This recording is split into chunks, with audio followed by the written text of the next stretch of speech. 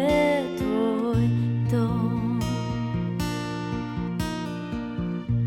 U blagoj tišini, Bože, lijepo je s tobom pričati.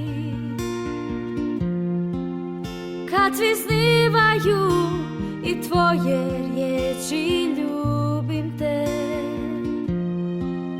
Poput plavih lasta gnjezde se u meni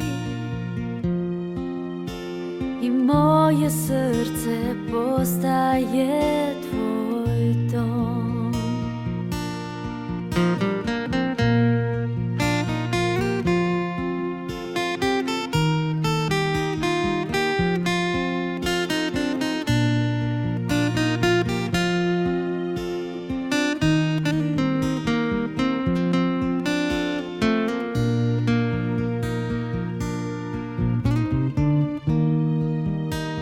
I mirišu plavi cvjetovi kada si sa mnom ti.